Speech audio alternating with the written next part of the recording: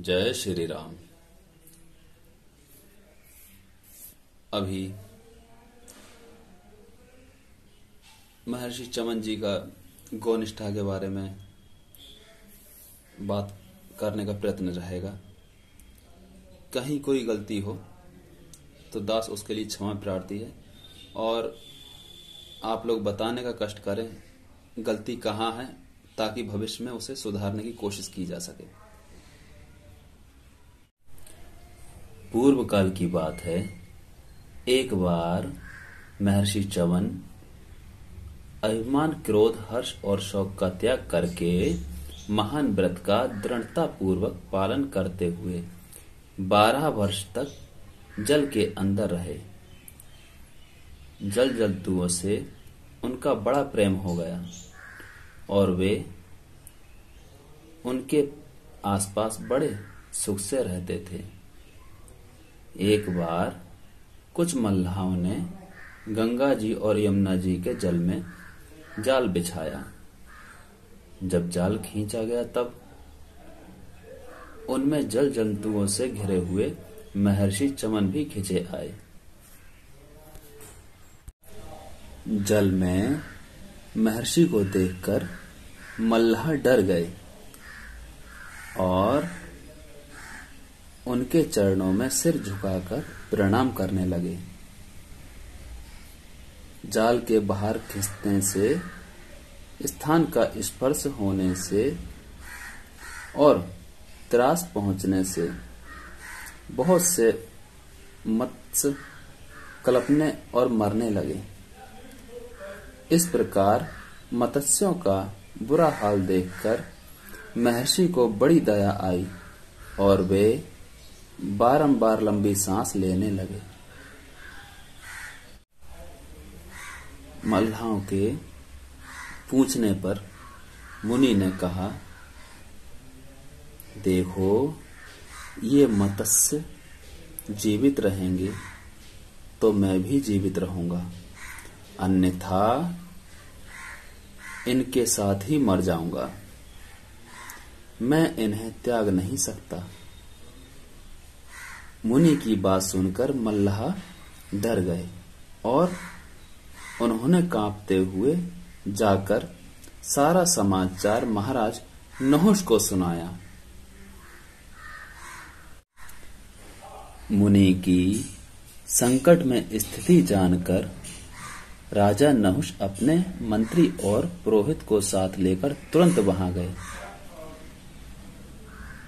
पवित्र भाव से हाथ जोड़कर उन्होंने मुनि को अपना परिचय दिया और उनकी विधिवत पूजा करके कहा, द्विजोत्तम, आज्ञा कीजिए, मैं आपका कौन सा प्रिय कार्य करूं। महर्षि चमन ने कहा, राजन, इन मल्लाहों ने आज बड़ा भारी परिश्रम किया है, अतः आप इनको मेरा और मछलियों का मूल्य चुका दीजिए। राजा नहुष ने तुरंत ही मल्लाहों को 1000 स्वर्ण मुद्राएं देने के लिए पुरोहित जी से कहा। इस प्रकार महर्षि चमन बोले, 1000 स्वर्ण मुद्राएं मेरा उचित मूल्य नहीं है, आप सोचकर इन्हें उचित मूल्य दीजिए। इस पर राजा ने 1,00,000 स्वर्ण मुद्रा से बढ़ते हुए 1 करोड़ अपना आधा राज्य और अंत में समूचा राज्य देने की बात कह दी। परंतु चमन ऋषि राजी नहीं हुए। उन्होंने कहा, आपका आधा या समूचा राज्य मेरा उचित मूल्य है? ऐसा मैं नहीं समझता। आप ऋषियों के साथ विचार कीजिए और फिर जो मेरा योग्य हो और फिर जो मेरे योग्य हो वही मूल्य दीजिए। महर्षि का वचन सुनकर राजा नहुष को बड़ा खेद हुआ। वे अपने मंत्री और पुरोहित से सलाह करने लगे। इतने ही में गाय के पेट से जन्मे हुए एक फलारी वनवासी मुनि ने राजा के समीप आकर उनसे कहा, महाराज, ये ऋषि जिस उपाय से संतुष्ट होंगे वह मुझे मालूम है। नहुष ने कहा, ऋषिवर, आप महर्षि च्यवन का उचित मूल्य बताकर मेरे राज्य और कुल की रक्षा कीजिए।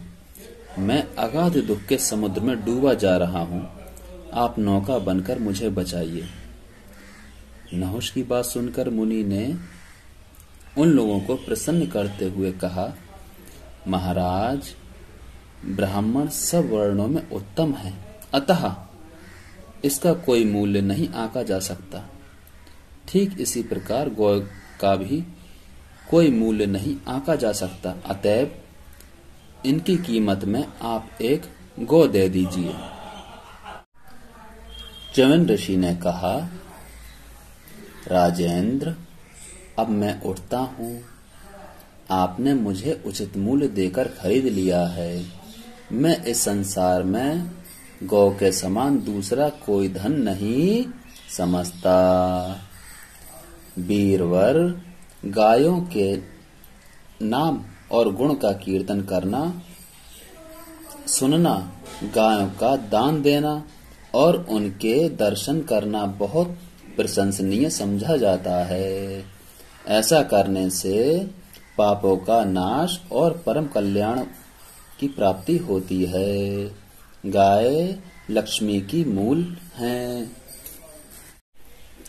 उनमें पाप का लेश मात्र भी नहीं है। वे मनुष्य को अन्न और देवताओं को उत्तम हविष्य देती हैं। सुहा और वषटकार नित्य गाय में ही प्रविष्ट है। गाय ही यज्ञ का संचालन करने वाली और उसकी मुख रूपा है। गाय विकार रहित दिव्य अमृत धारण करती और दुहने पर अमृत ही प्रदान करती हैं। वे अमृत की धारा हैं। समस्त लोक उनको नमस्कार करता है। इस पृथ्वी पर गाय अपने तेज और शरीर से अग्नि के समान हैं। वे महान तेजोमय और समस्त प्राणियों को सुख देने वाली हैं। गौ का समुदाय जहाँ बैठकर निर्भयता से सांस लेता है, वह स्थान चमक उठता है और वहाँ का सारा पाप नष्ट हो जाता है। गाय स्वर्ग की सीढ़ी हैं और स्वर्ग में भी उन्हें पूजा जाता है। वे समस्त कामनाओं को पूर्ण करने वाली देवियां हैं। उनसे बढ़कर और कोई भी नहीं है। राजन, यह जो मैंने गाय का महत्व कहा है, सो केवल उनके गुणों के एक अंश का दिग्दर्शन मात्र है। गौ के संपूर्ण गुणों का वर्णन तो कोई कर ही नहीं सकता। तदंतर मल्लाहों ने मुनि से उनकी दी हुई गौ को स्वीकार करने के लिए कातर प्रार्थना की। मुनि ने उनकी दी हुई गौ लेकर कहा, मल्लाहों, इस गोदान के प्रभाव से तुम्हारे सारे पाप नष्ट हो जाएंगे।